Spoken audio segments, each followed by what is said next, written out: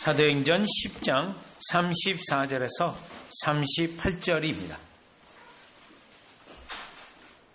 제가 받들어 읽겠습니다. 베드로가 입을 열어 말하되 내가 참으로 하나님은 사람의 외모를 보지 아니하시고 각 나라 중 하나님을 경외하며 의를 행하는 사람은 다 받으시는 줄을 깨달았도다.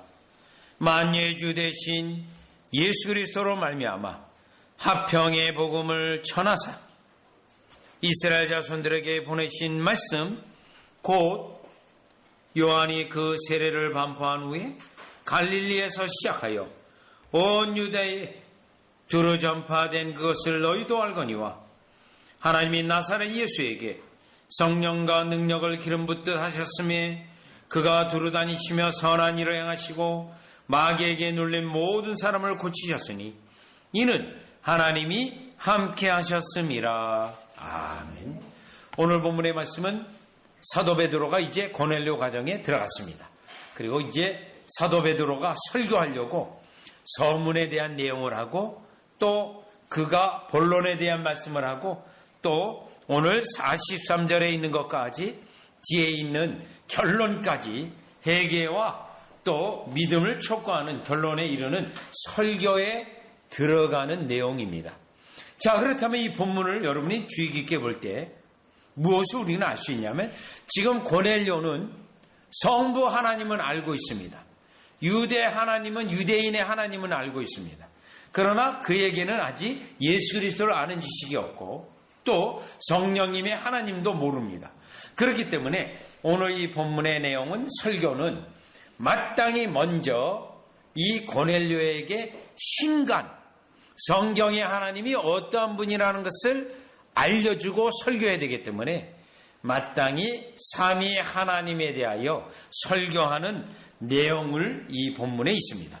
사실 고넬료는 하나님을 믿지만 예수님은 믿지 않습니다.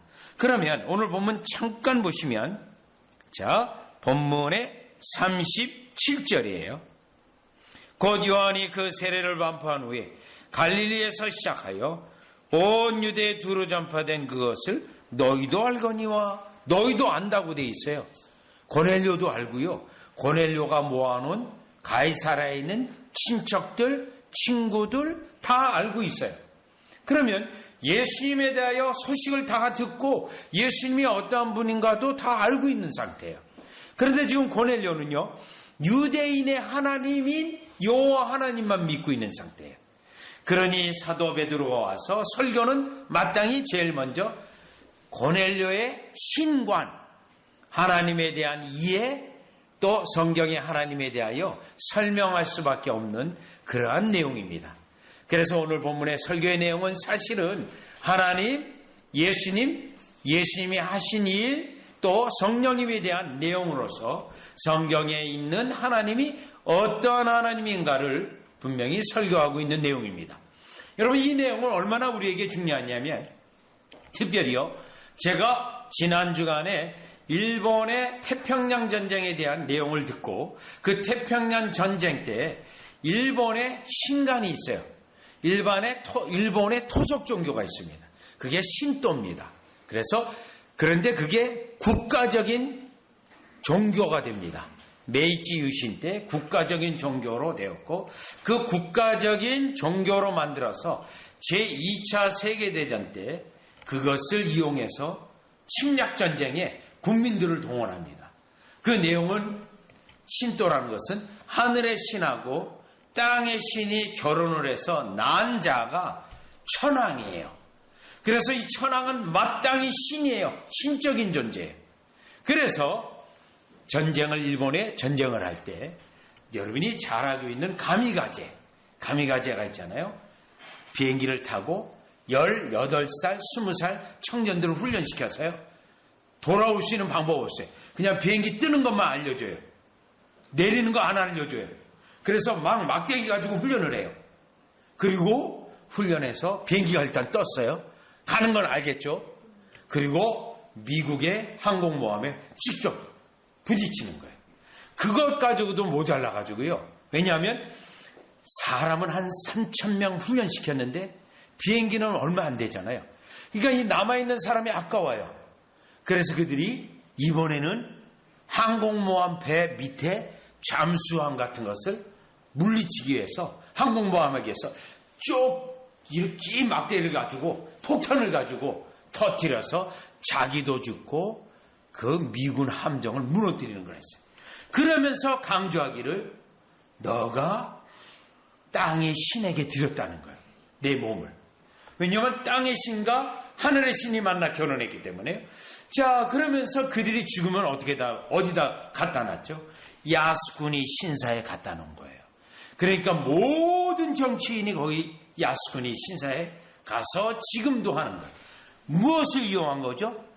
잘못된 신간, 잘못된 하나님의 개념을 가지고 이 일본 사람을 동원해서 전쟁을 일으켰던 거예요. 자, 그만큼 하나님에 대한 이해에 대해서, 삼위 하나님에 대한 이해가 있어야 유대교가 어떻게 다르고 또 모슬렘이 어떻게 다르고 우리의 신앙이, 우리의 구원이 어떻게 일어나는지를 깨닫기 때문에 고넬료는 지금 그것부터 지금 설교하고 있습니다. 그러면 첫 번째 고넬료의 설교는 성부 하나님입니다. 성부 하나님. 34절 35절이에요. 베드로가 입을 열어 말하되 내가 참으로 하나님은 사람의 외모를 보지 아니하시고 각 나라 중 하나님을 경외하며 요 부분이에요. 하나님은 유대인만의 하나님이 아니고요. 모든 나라, 전 세계에 있는 모든 사람들의 하나님이라는 거예요. 그래서 이 하나님은 유니버셜, 보편적이라는 용어로 씁니다. 모든 민족의 하나님입니다. 모든 민족의 하나님. 그래서요, 의를 행하는 사람은 다 받으시는 줄을 깨달았도다. 의를 행하는, 하나님을 찾는 자, 하나님의 의로우신 하나님을 알고 그 하나님을 따라가려는 자, 그것은 모든 민족에 있는 사람들을 다 하나님은 하나님으로서 그들의 하나님이 된다라는 것입니다. 따라서 기독교가 특정 나라의 종교가 아니고 특정 민족의 종교가 아니고 모든 민족의 종교라는 사실을 지금 사도 베드로가 유대인의 하나님을 믿고 있는 고넬료에게 이 내용의 말씀을 증거한 것입니다. 사실 저도요, 어렸을 때는 기독교 그러면 미국 선교사들이 와서 전파한 서양 종교로 알았어요. 저도요. 이 서방 사람들이 기독교에 미국 사람들이 믿는 종교고 우리는 과거 역사부터 유교와 불교이기 때문에 우리는 유교와 불교를 믿고 또 이 미국이라는 나라든가 이런 나라들은 그들의 종교인 또 기독교를 믿고 그리고 그 당시는 또 이런 말씀이 유행했어요. 기독교를 믿는 하나님이나 불교를 믿는 그 하나님이나 결국 다 가서는 똑같은 하나님이라고 그러한 주장들이 많았던 시대예요. 저도 그렇게 알았습니다. 그런데 그거가 아닙니다. 미국 사람들의 종교도 아니고요. 영국 사람들의 종교도 아니고 모든 민족의 종교인데 신앙인데 왜 그러냐 하면 오늘날과 같이 미국 사람, 영국 사람 이와 같이 민족이 나눠진 것은 창조 때부터 된 게 아니고요. 창세기 11장에 바벨탑 사건 때문에 언어를 흩어버리는 바람에 민족들이 형성이 된 겁니다. 다 같이 가볼까요? 여러분이 창세기 11장을 가보시면 자, 따라서 하나님은 아담을 만들고 그 아담은 모든 민족의 우두머리예요.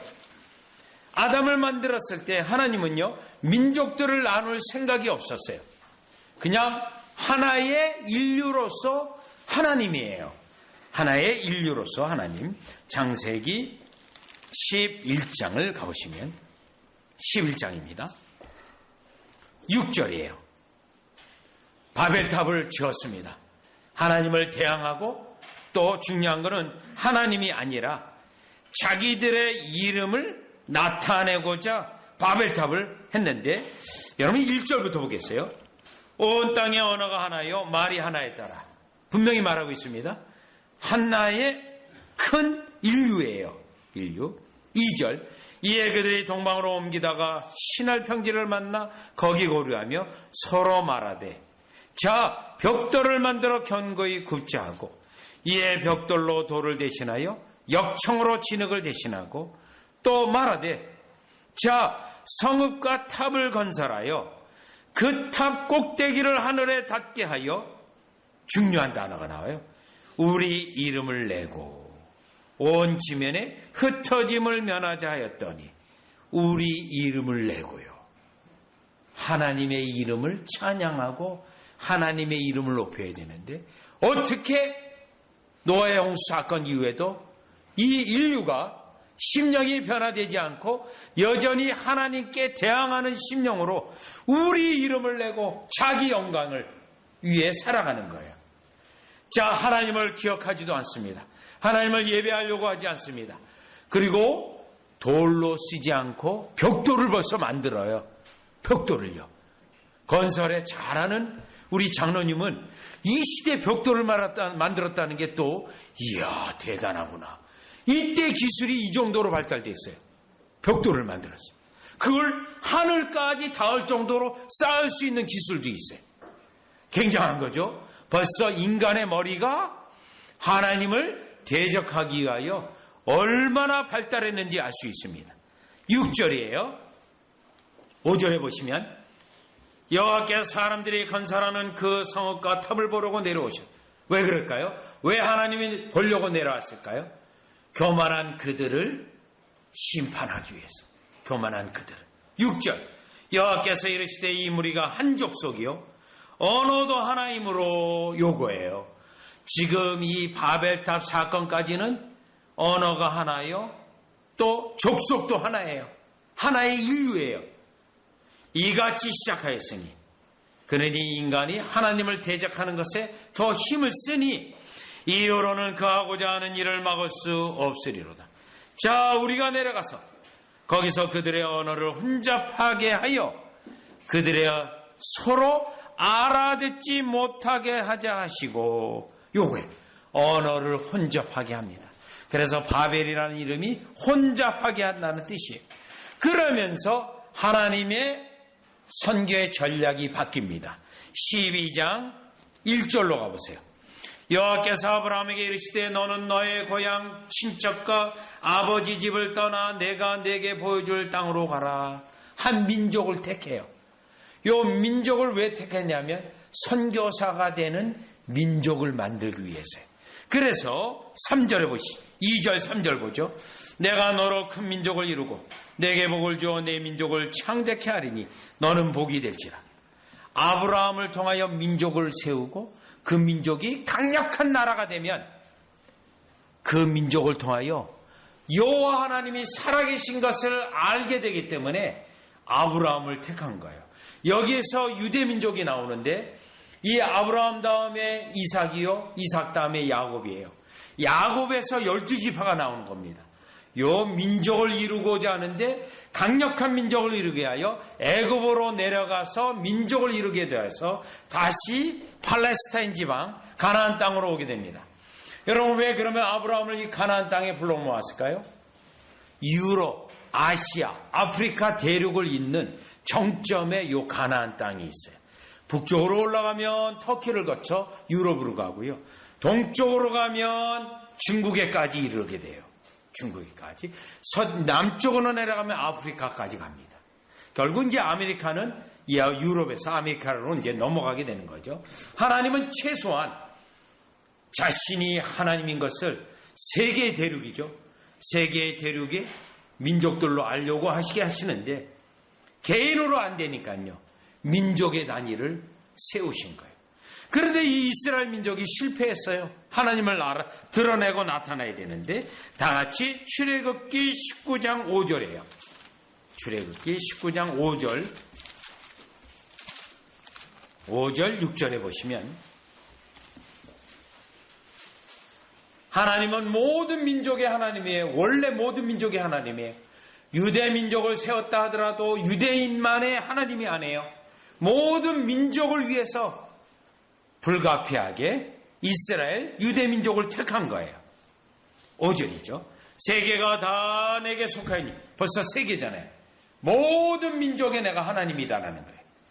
너희가 내 말을 잘 듣고 내 언약을 지키면 너희는 모든 민족, 또 민족이 나와요. 내 소유가 되겠고. 그럼 목적이 뭐죠? 이스라엘 백성을 강력한 나라로, 하나님이 축복하는 나라로 만들어서 모든 민족들이 이스라엘 하나님의 그 하나님을 섬기게 하려고요. 그 하나님이 참된 신이요 참된 하나님이 되기 때문에, 그래서 이스라엘 백성은요 책무가 있습니다. 6절, 너희가 내게 대하여 제사장 나라가 되며. 제사장은 뭐죠? 두 가지 기능이에요. 백성들을 위하여 하나님 앞에 기도하고, 또요 백성들을 가리키는 두 가지 직무가 제사장의 직무예요. 그러면 이스라엘 백성, 유대인들은, 하나님의 백성 이들은 어떻게 되죠? 다른 민족들의 구원을 위해 기도해야 돼요. 누가 먼저 그걸 했죠? 아브라함이 했어요. 하나님이 아브라함에게 지금 소돔과 고모라를 멸하겠다 하니까 아브라함이요, 하나님 그러지 마십시오. 그러면서 소돔과 고모라 땅을 위해 기도해요.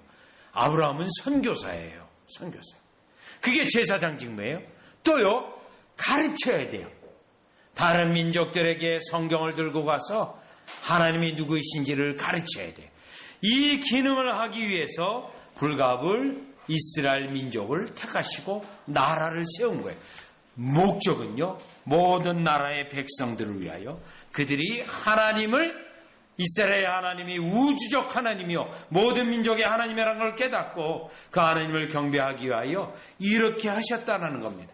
따라서 오늘 본문 다시 사도행전 지금 10장 34절 35절에 사도 베드로의 설교는 뭐죠?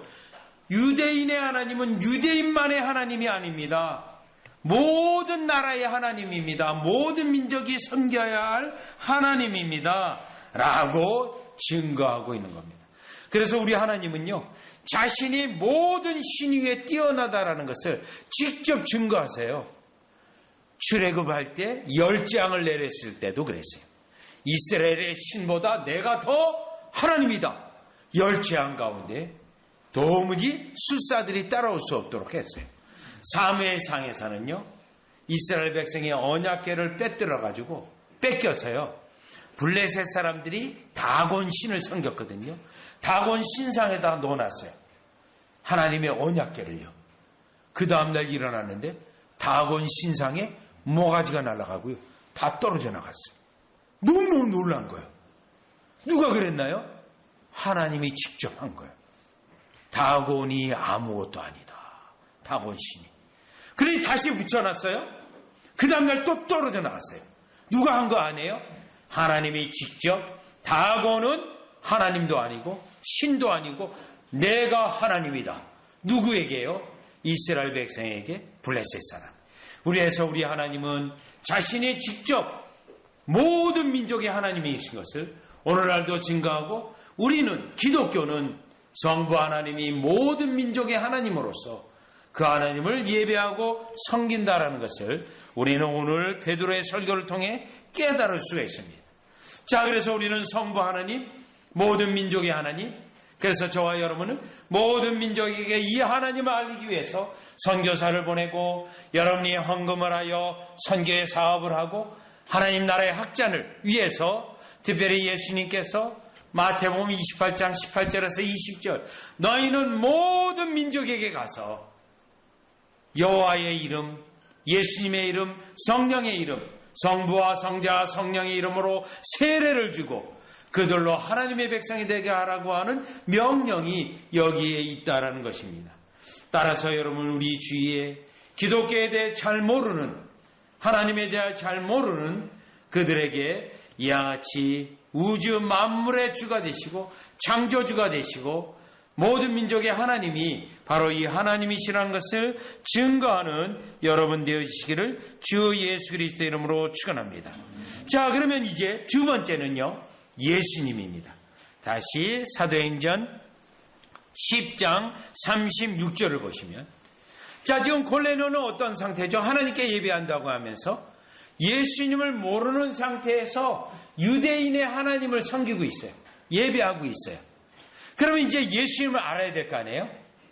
예수님에 대한 간략한 설명인데 간략한 설명이기보다는 굉장히 내용이 깊습니다. 36절 보시죠. 만유의 주 되신 예수 그리스도로 말미암아 화평의 복음을 전하사 이스라엘 자손들에게 보내신 말씀, 이 부분이에요. 사도 베드로가 예수님에 대하여 설명합니다. 고넬료는 예수님에 대하여 말씀을 들어보기는 했습니다. 예수님의 행적에 대하여 알기는 합니다. 그러나 그 예수님이 하나님이라는 것은 몰라요. 고넬료는요. 그렇기 때문에 사도 베드로는 예수님이 바로 하나님입니다. 하나님이 보내신 분입니다. 왜 보내셨냐면 지금 36절에 있는 것처럼 화평의 복음을 전하사, 요거예요. 화평의 복음. 하나님을 직접 나아가 예배할 수 없다는 거예요. 반드시 예수님의 화평의 복음, 하나님 아버지와 죄인들 사이를 중재하시는 화평의 주, 화평케 하시는 예수님, 그 예수님을 통해서만 하나님에게 나아갈 수 있다는 것을 지금 여기에 있는 36절에서 설교하고 있는 거예요. 36절이요. 여러분, 여기에서 참 종교와 거짓 종교가 구별이 되어집니다. 여러분, 불교는 어떻습니까? 자기가 수양을 해서요, 철저히 자아를 죽여서 자아가 없는 상태가 되면 구원을 받는 거예요. 그게 불교의 구원교리예요. 그럼 왜 부처를 갖다 놨을까요? 원래 부처 없었어요. 왜 부처를 갖다 놨냐면 그거라도 보고 있으면 집중을 할 수 있기 때문에 한 거예요. 그런데 이 사상이 미신적인 사상이 되어져서 그 앞에 절을 하고 또 잘못된 종교로 가버리고 말았습니다. 여러분, 불교가 그래.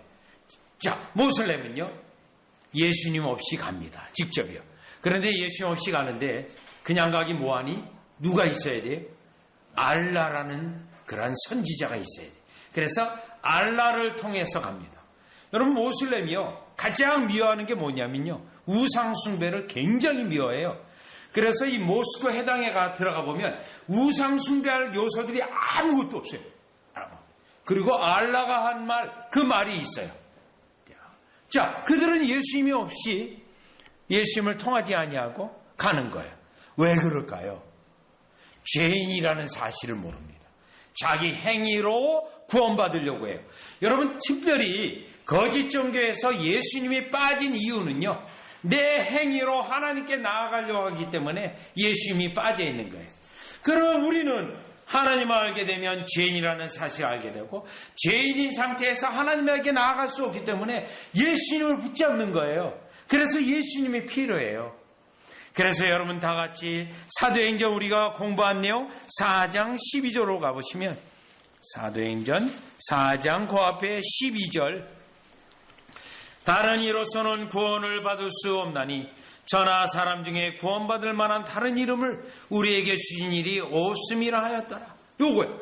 오직 예수님을 통해서 구원의 은혜를 얻어서 하나님 아버지에게 간다는 거예요. 그러면 저와 여러분이 예수님을 통해서 아버지에게 나갈 때는 히브리서 4장에 있는 것처럼 담대하게 어떻게 나가요? 아버지라 이름을 부르며 나가요. 여러분, 우리가 하나님을 아버지라 부를 수가 없어요. 큰일 납니다. 그런데 아버지 이름을 부를 수 있어요. 예수님 때문에. 우리의 중재자가 되기 때문에 그와 같이 통해서 나갈 수 있는 거예요.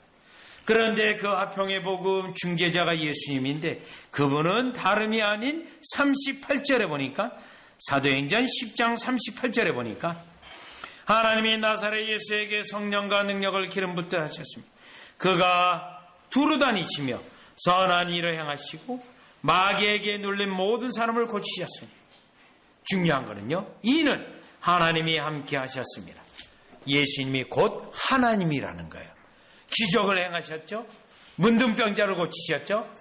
귀신 들린 자를 내쫓았죠. 이 모든 일은 하나님이 아니면 할 수 없는 일이에요. 애굽의 술사들이 할 수 없는 일이에요. 저 하나님이시지 않느냐? 그 하나님이신 분이 이 땅에 인간의 몸으로 있고 하나님에게 나아갈 수 있도록 그리스도를 믿으면 죄 용서. 우리에게 죄가 있으면 아버지에게 못 나가요. 예수님 때문에 죄가 덮여져 있어요. 오늘 이 예배 때도요, 우리가 얼마나 많은 죄를 짓습니까? 죄 때문에 못 나가요. 그런데 예수님의 이름을 힘입어 지금 우리가 나갈 수 있는 거예요. 그러니 우리 예수님의 이름이 얼마나 귀하고 그 예수님이 오늘도 우리에게 얼마나 중재자요, 구원자요, 우리를 아버지에게 나갈 수 있는 그 귀한 분이기 때문에 우리는 찬양을 해야 되고, 그분이 오늘 38절에 있는 것처럼 마귀에게 눌린 모든 사람, 여러분 마귀에 들린, 귀신 들린 그 사람들 한번 여러분 보시면 너무너무 비참한 사람들이에요. 현대의학으로 못 고칩니다. 어떤 강력한 은사가 있는 자가 고칠 수 있는데 그러한 자가 쉽지 않습니다. 거의 없습니다. 그래서요, 귀신을 들린 자들은 거의 대부분 다 정신병원에 가고요, 결국은 그 생애가 그걸로 끝나는 경우가 현대 이 시대의 가장 문제점 가운데 하나입니다. 그 일을 하시는 분은 오직 예수님에는 이 땅에 오셔서 하신 거 아니에요? 하나님이시죠.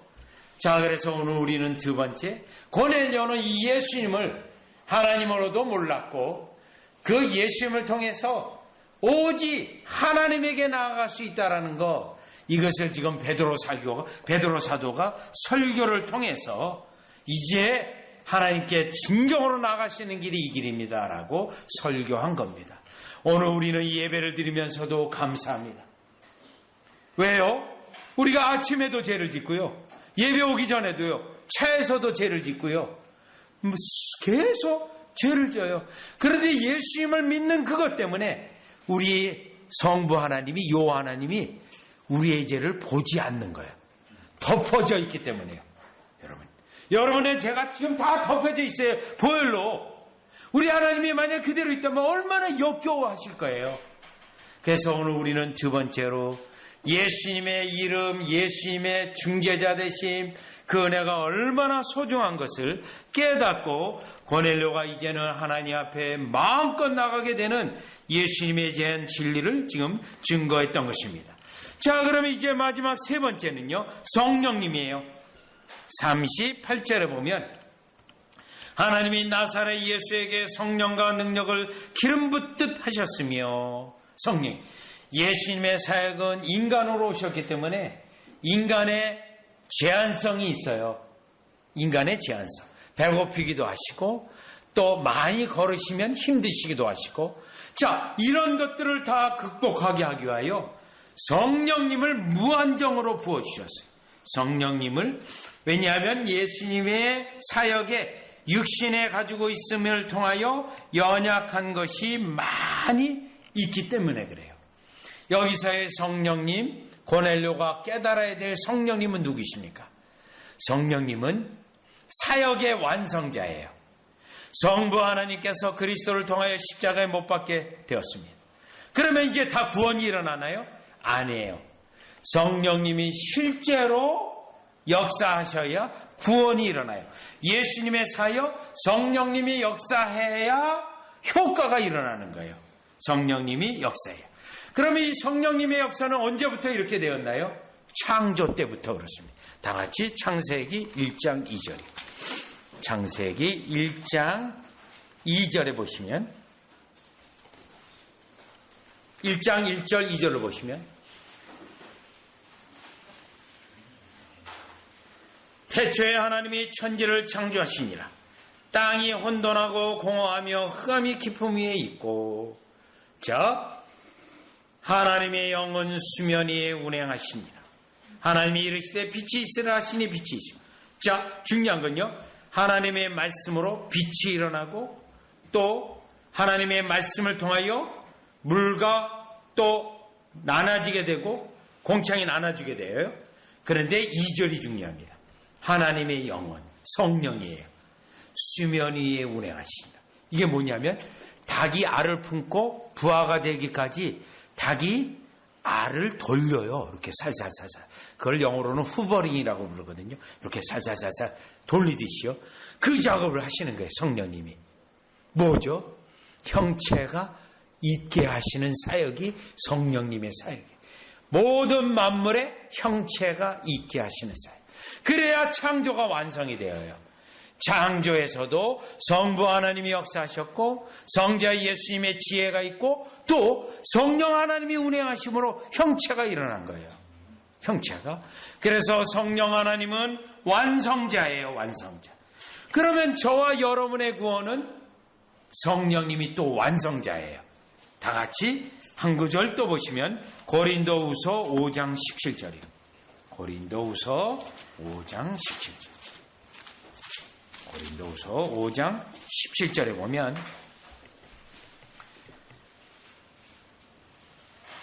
그런즉 누구든지 그리스도 안에 있으면 새로운 피조물이라. 여기 새로운 피조물이에요. 새로운 피조물로 만들어졌어요. 이 사역은 성령님의 사역이에요. 요한복음 3장 1절에서 8절에 있는 것처럼 성령님이 실제로 여러분들의 심령 위에 역사하셔서 새로운 피조물이 되는 거예요.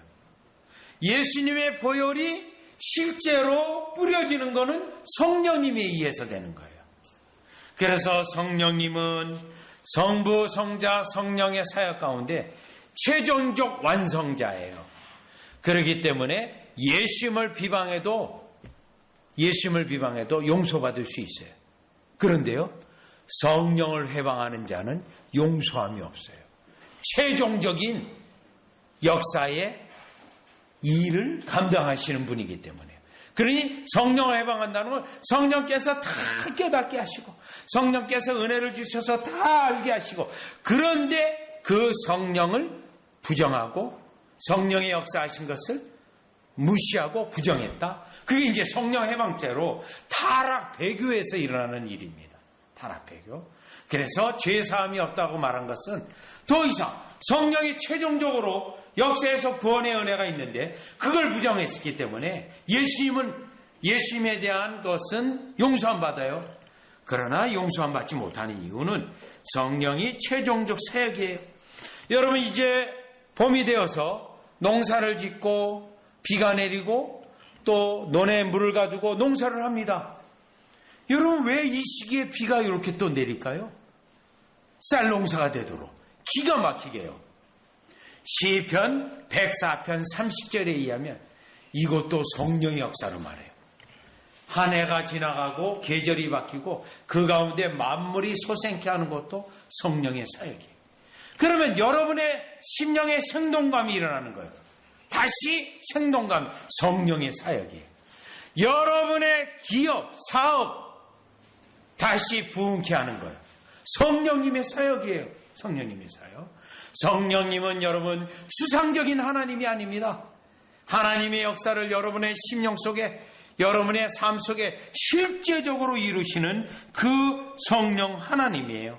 그래서 오늘 이 본문 38절에 보면 성령과 능력, 성령이 역사하셔서 믿음이 발생되어지고 성령이 역사하셔서 회개가 되어져서 비로소 예수님을 믿고 비로소 성부 하나님에게 나아가 예배하고, 따라서 오늘 우리는 이 성령 하나님을 찬양하고 높이고, 성령 하나님 제게 다시 오셔서 새롭게 해주시고, 성령 하나님 어제보다는 오늘로 더 나를 갱신케 해주셔서, 나를 새롭게 해주셔서 나의 직장 속에서, 여러분의 기업 속에서, 여러분의 신앙생활 속에서 생동감을 일으켜달라는 기도를 우리가 해야 돼요.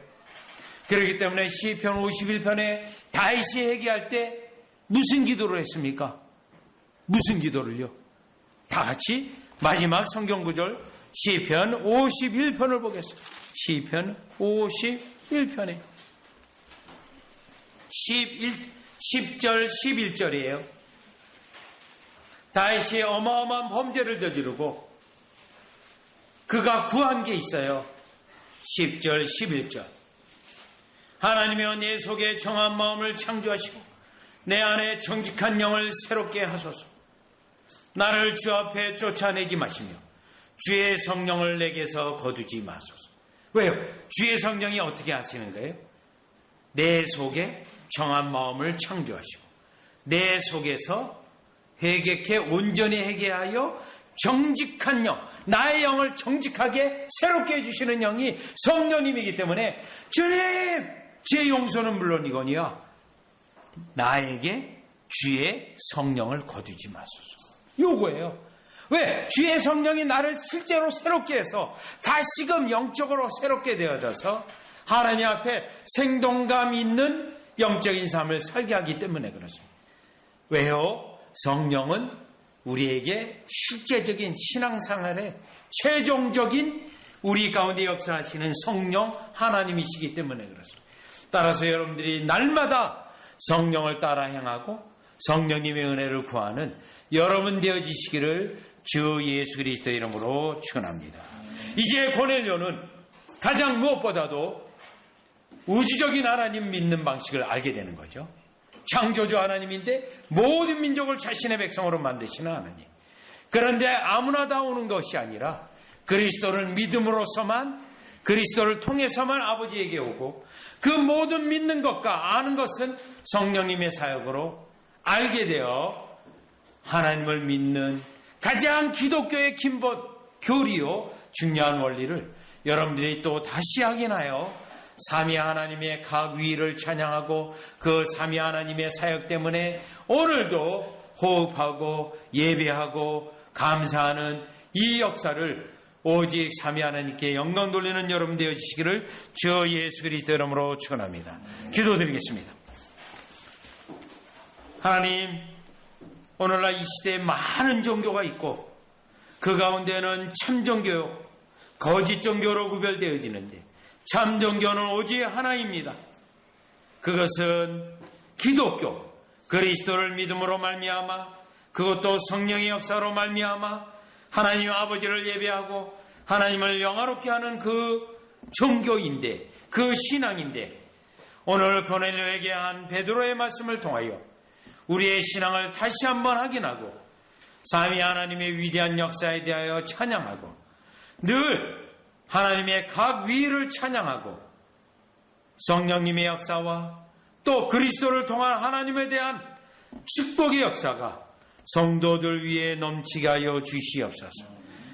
우리의 믿는 신앙이 이론이 아니고 하나님의 실제적인 하나님을 섬기는 것이요, 체험하는 것이요, 그 축복 가운데 있는 것이므로 날마다 이 삼위 하나님을 기억하여 예배하는 우리 되게 하여 주시옵소서.